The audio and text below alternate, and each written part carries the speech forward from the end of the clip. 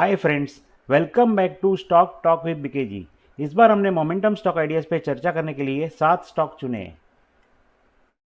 Bharat heavy electrical limited, blue dart express limited, Canara bank, HDFC asset management company limited, India mart limited, Indian oil corporation limited और Voltas limited. तो चलो देखते हैं एक के बाद एक स्टॉक का चार्ट। यहाँ पे आप देख सकते हो भेल का ये डेली चार्ट है। भेल ने अप्रैल 2021 में 43 के भाव से एक अपना अपमूव स्टार्ट किया, धीरे धीरे स्टॉक ऊपर बढ़ा और बाद में 78 का हाई बना, थोड़ा सा एक कंसोलिडेशन पैटर्न और वापस एक नया हाई करीब करीब सेम लेवल जून 2021 में 79.5 का।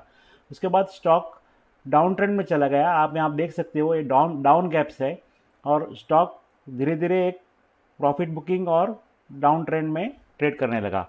स्टॉक यहाँ पे आप देख सकते हो एवरेजेस के नीचे कंटिन्यूस ट्रेड करने लगा। ये पूरा एक पैटर्न बना है।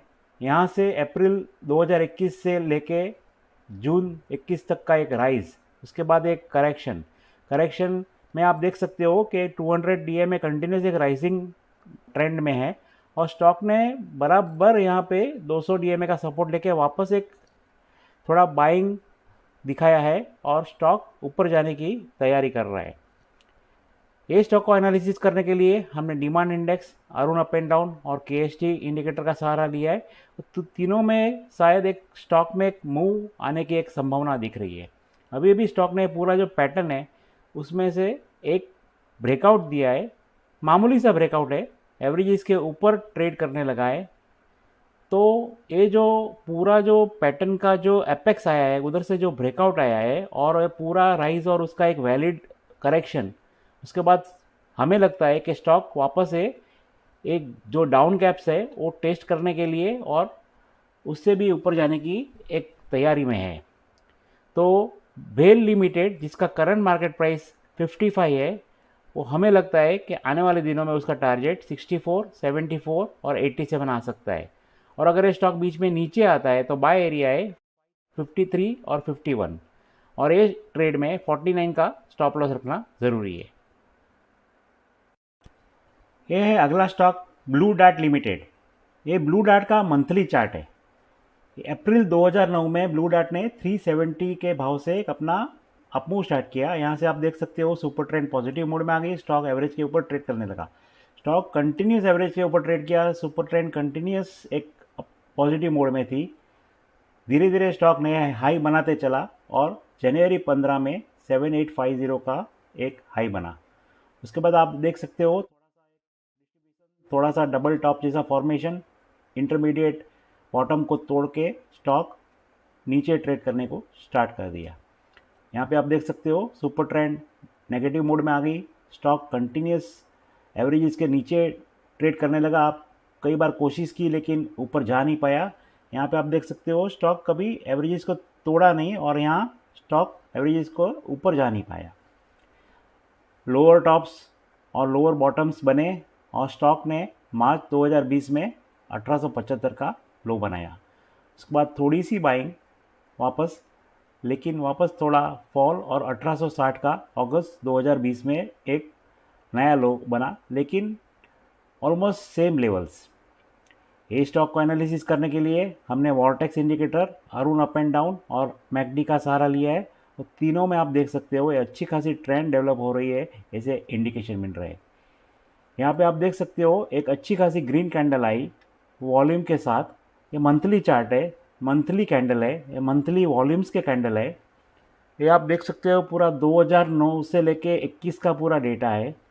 तो अच्छी खासी बाइंग आई है और स्टॉक कंटिन्यूस अप ट्रेंड में रहा। इंटरमीडिएट जो फरवरी 2020 का 3068 का हाई को पार करके स्टॉक ने 6184 का यहाँ पे हाई बनाया। ये पूरा जो 2015 से लेके 21 और ये 2009 से लेके 2020 का जो लो है उसको जो ट्रेंड लाइन ज्वाइन करती है और एक पूरा जो पैटर्न बना है, ये आप देख सकते हो अच्छा खासा एक राइज फिर फॉल, लेकिन वैलिड फॉल, क्योंकि ये पूरा राइज 370 से लेके 2009 से लेके 2015 से तक आया और 1860 तक का ही लो बना। तो एक वैलिड करेक्शन और अभी अभी स्टॉक ने ये पूरा जो पैटर्न है उसके ऊपर ये मंथली कैंडल है, आई रिपीट, ये ब्रेकआउट दिया है, 6342 का नया हाई बना है। तो ये सब पूरा स्टॉक का प्राइस बिहेवियर देख के हमें लगता है कि ब्लू डार्ट एक्सप्रेस लिमिटेड, जिसका करंट मार्केट प्राइस 6295 है, वो आने वाले दिनों में उसका टारगेट 7400, 8000 और 10,000 आ सकता है। और अगर ये स्टॉक बीच में नीचे आता है तो उसका बाय एरिया है 6067, 5897, 5760, 5625 और 5545। और ए ट्रेड में 4840 का स्टॉप लॉस रखना ज़रूरी है। ये है अगला स्टॉक, कैनरा बैंक लिमिटेड। ये कैनरा बैंक का वीकली चार्ट है। यहाँ पे आप देख सकते हो कैनरा बैंक ने यहाँ पे 2005 अक्टूबर 2018 से एक थोड़ा सा अपमूव दिया, वापस थोड़ा स्टॉक में सेलिंग आई, लेकिन हायर बॉटम बनी और स्टॉक ने वापस ऊपर जाके अप्रैल 19 में 302 का हाई बनाया। उसके बाद थोड़ा सा वापस एक कंसोलिडेशन जोन और स्टॉक वापस यहाँ से एक हाई को पार करने की कोशिश की, लेकिन जुलाई 19 में 297 का ही हाई बना और ये प्रीवियस हाई पार नहीं कर पाया। यहाँ से आप देख सकते हो उसके बाद स्टॉक में सेलिंग आ गई, सुपर ट्रेंड यहाँ से नेगेटिव मोड में आ गई, स्टॉक एवरेजेस के नीचे ट्रेड करने लगा और अक्टूबर 19 में 170 का लो बना। उसके बाद स्टॉक में वापस थोड़ी कोशिश की ऊपर जाने की, लेकिन नवंबर 19 में 234 का ही हाई बना और अगले हाई को पार करने में असफल रहा। यहाँ पे आप देख सकते हो सुपर ट्रेंड को भी एक नेगेटिव मोड में ही ट्रेंड में रही और ये जो एवरेजेस है, जो स्टॉक एवरेजेस के नीचे आ गए वो एवरेजेस को पार ही नहीं कर पाया और उसके बाद अच्छी खासी स्टॉक में सेलिंग आ गई और मार्च 20 में 74 का लो बना। थोड़ा सा वापस स्टॉक ये रेंज में ट्रेड करके मई 2020 में 76 का एक थोड़ा सा हायर बॉटम बना, थोड़ी सी स्टॉक में बाइंग आएगी वापस। स्टॉक ने बीच में 118 का एक हाई बनाया, थोड़ा सा वापस एक कंसोलिडेशन, वापस एक ऊपर जाने की कोशिश, सेम लेवल पे एक हाई बना और वापस स्टॉक में एक प्रॉफिट बुकिंग आ गई। लेकिन ये जो यहाँ पे जो लो बना, यहाँ से ए हायर बॉटम और यहाँ से ए हायर बॉटम और स्टॉक में वापस एक बाइंग दिखाई दी और स्टॉक धीरे धीरे ऊपर गया। स्टॉक ने सितंबर 20 से लेके फरवरी 21 में अप ट्रेंड में रहा और 174.40 का फरवरी 21 में एक हाई बना। उसके बाद थोड़ा सा वापस एक प्रॉफिट बुकिंग आया। यहाँ से आप देख सकते हो सुपर ट्रेंड एक पॉजिटिव मोड में आ गई और आज तक सुपर ट्रेंड पॉजिटिव मोड में ही ट्रेड कर रही है।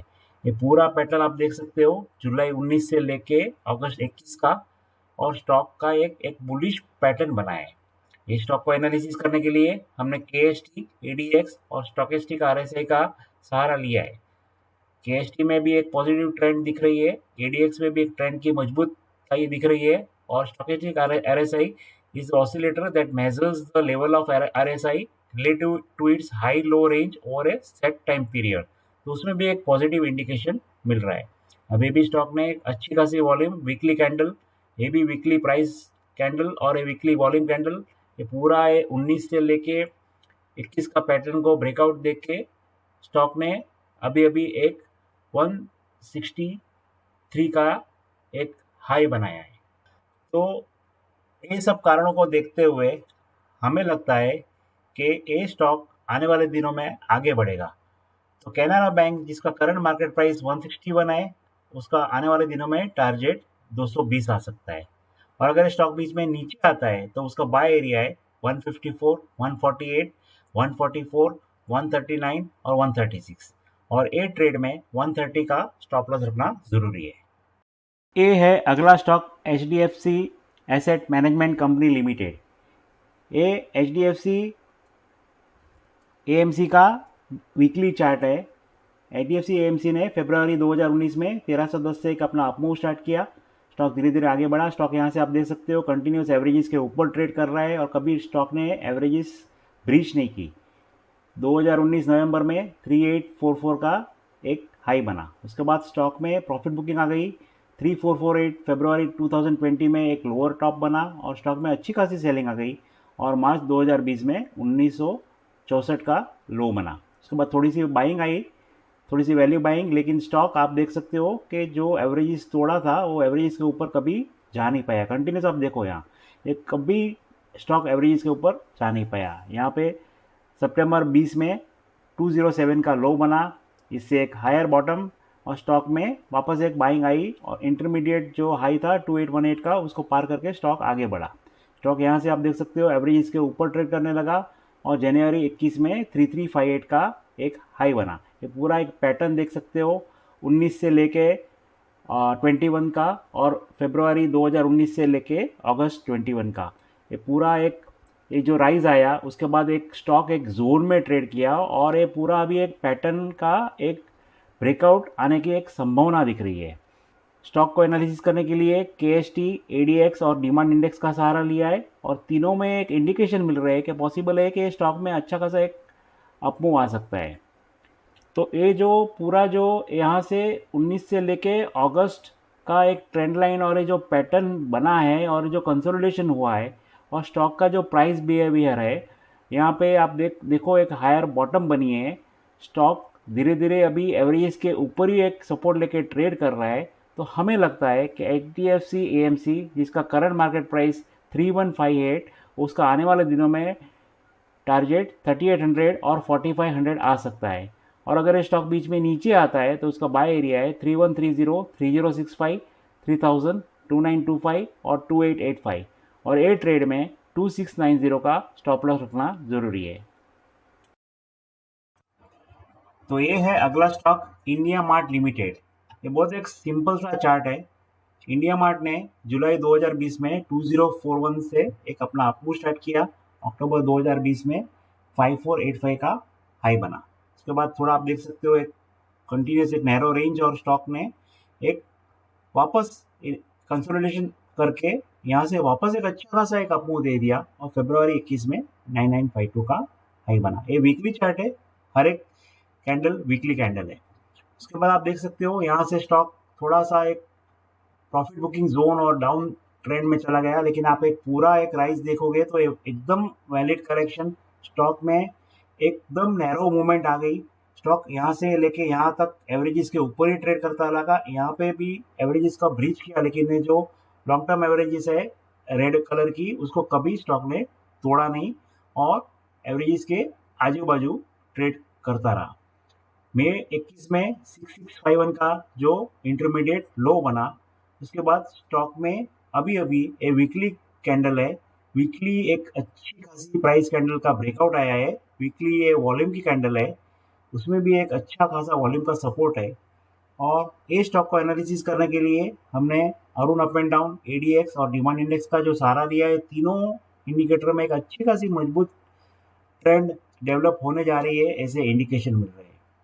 तो ये सब पूरा जो प्राइस पैटर्न है, एक राइज और एक वैलिड एकदम वैलिड करेक्शन, उसके बाद एक अच्छी खासी वीकली कैंडल का ब्रेकआउट, तो ये देख के हमें लगता है कि इंडिया मार्ट जिसका करंट मार्केट प्राइस 8140 है उसका आने वाले दिनों में टारगेट 11000 से 13000 आ सकता है। और अगर ये स्टॉक बीच में नीचे आता है तो उसका बाय एरिया है 7875, 7635, 7450, 7260 और 7150 और ए ट्रेड में 6600 का स्टॉप लॉस रखना जरूरी है। तो ये अपना अगला stock Indian oil corporation limited. ये इंडियन ऑयल का वीकली चार्ट है। इंडियन ऑयल ने जून 2019 में 171 के भाव से फॉल स्टार्ट किया, 116 का लो बना। स्टॉक ने वापस ऊपर जाने की कोशिश की लेकिन लोअर टॉप स्टॉक आगे नहीं जा पाया और वापस स्टॉक में सेलिंग आ गई। यहाँ से आप देख सकते हो कंटिन्यूस स्टॉक एवरेज के नीचे ट्रेड करने लगा और सुपर ट्रेंड भी नेगेटिव मोड में थी। स्टॉक में अच्छी खासी सेलिंग आ गई और अप्रैल 2020 में 71 का लो बना। उसके बाद स्टॉक में थोड़ी सी बाइंग आई। स्टॉक ने जून 2020 में 96 का हाई बनाया, वापस थोड़ा सा एक प्रॉफिट बुकिंग, लेकिन डबल बॉटम बनी अप्रैल और सितंबर में 71 की और स्टॉक में वापस एक बाइंग आई और स्टॉक धीरे धीरे आगे बढ़ के मार्च 21 में 105 का एक हाई बनाया। यहाँ पे आप देख सकते हो यहाँ से सुपर ट्रेंड एक पॉजिटिव मोड में आ गई। स्टॉक में थोड़ी सी वापस प्रॉफिट बुकिंग आई, 87 का लो, कंटिन्यूस हायर बॉटम्स। वापस आप देख सकते हो कि वॉल्यूम का एक कैंडल्स है, weekly volumes, weekly price candles, continuous stock में बाइंग आई और जून 21 में 118 का एक हाई बना जो इंटरमीडिएट हाई को पार करके एक मजबूत ट्रेंड डेवलप हो रही है ऐसे इंडिकेशन दे दिए। और स्टॉक में थोड़ी सी वापस एक प्रॉफिट बुकिंग, वापस एक आप देख सकते हो वापस एक हायर बॉटम। स्टॉक ने लॉन्ग टर्म एवरेजेस नहीं तोड़े, स्टॉक में सुपर ट्रेंड नेगेटिव मोड में नहीं आई और स्टॉक में ये थोड़ा सा एक प्रॉफिट बुकिंग के बाद वापस एक वीकली अच्छी खासी एक वीकली वॉल्यूम के साथ प्राइस कैंडल बनी और 113.45 का एक हाई बनाया। तो ये पूरा जो पैटर्न है जून 19 से लेके अगस्त 21 तक का पूरा ये जो एक आपको दिख रहा है एक डबल बॉटम फॉर्मेशन के बाद, और ये स्टॉक को जो एनालिसिस करने के लिए हमने जो रेट ऑफ चेंज एडीएक्स और केएसटी का जो सहारा लिया है, तीनों में एक अच्छी खासी ट्रेंड डेवलप होने जा रही है, ऐसे संकेत मिल रहे हैं। तो इंडियन ऑयल कॉरपोरेशन जिसका करंट मार्केट प्राइस 113 है, वो हमें लगता है कि आने वाले दिनों में उसका टारगेट 140 से 160 आ सकता है। और अगर ये स्टॉक बीच में नीचे आता है तो उसका बाय एरिया है 111, 109, 107, 106 और 104, और ये ट्रेड में 92 का स्टॉप लॉस रखना ज़रूरी है। तो ये है आज का आखिरी स्टॉक, वोल्टास लिमिटेड। वोल्टास ने मई 2020 में 428 का भाव से एक अपमूव स्टार्ट किया। स्टॉक धीरे धीरे आगे बढ़ा, यहाँ से सुपर ट्रेंड पॉजिटिव मोड में आ गई, स्टॉक एवरेज के ऊपर ट्रेड करने का। स्टॉक कंटिन्यूस ऊपर की ट्रेंड में ट्रेड करके फरवरी 2021 में 1131 का एक हाई बनाया। उसके बाद स्टॉक में थोड़ी सी एक पॉज मोड आ गई और एक प्रॉफिट बुकिंग सी आ गई, और स्टॉक ने अप्रैल 21 में 918 का लो बना।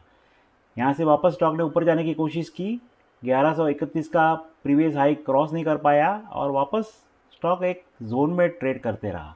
यहाँ पे आप देख सकते हो कि यहाँ से लेके आज तक सुपर ट्रेंड पॉजिटिव मोड में है। स्टॉक एवरेज का सपोर्ट लेके ही ट्रेड कर रहा है, और लास्ट वाली एवरेज लॉन्ग टर्म एवरेज को भी स्टॉक ने ब्रीच नहीं किया। यहाँ पे आप देख सकते हो 2 ग्रीन कैंडल, उसके बाद थोड़ा सा पॉज मोड, वापस एक ग्रीन कैंडल, वापस थोड़ा सा पॉज मोड, और वापस एक अच्छी खासी, ये सब वीकली कैंडल है, ये सब वीकली वॉल्यूम कैंडल है। ये स्टॉक को एनालिसिस करने के लिए एडीएक्स और केएसटी का सहारा लिया है, और दोनों में एक पॉजिटिव सिग्नल्स मिल रहे हैं। तो ये जो पूरा राइज है मई 2020 से लेके 21 का राइज, और उसके बाद एक कंसोलिडेशन जोन, और उसके बाद वापस एक ग्रीन कैंडल, तो हमें लगता है कि ये पूरा जोन को ये स्टॉक पार करके आगे बढ़ेगा। तो वोल्टास लिमिटेड जिसका करंट मार्केट प्राइस 1088 है, उसका आने वाले दिनों में टारगेट 1300 से 1600 आ सकता है। और अगर ये स्टॉक बीच में नीचे आता है तो उसका बाय एरिया है 1054, 1028, 1007, 985 और 974, और ए ट्रेड में 935 का स्टॉप लॉस रखना ज़रूरी है। तो ये थे हमारे 7 स्टॉक्स के ट्रेड सेटअप्स। और जैसे कि आप जानते हो कि मार्केट एकदम एक हाई जोन में ट्रेड कर रही है, थोड़ा सा भी एक नेगेटिव रीज़न आते ही मार्केट में गिरावट आ सकती है। तो पार्ट प्रॉफिट बुक करके ट्रेड में रहना एक बेहतर स्ट्रेटेजी हो सकती है। Thank you.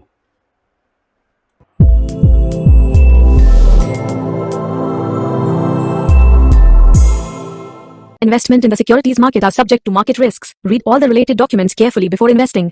We, Ventura Securities Limited, SEBI registration number, INH 0000001634, its analysts and associates with regard to this video hereby solemnly declare and disclose that we do not have any financial interest of any nature in the company.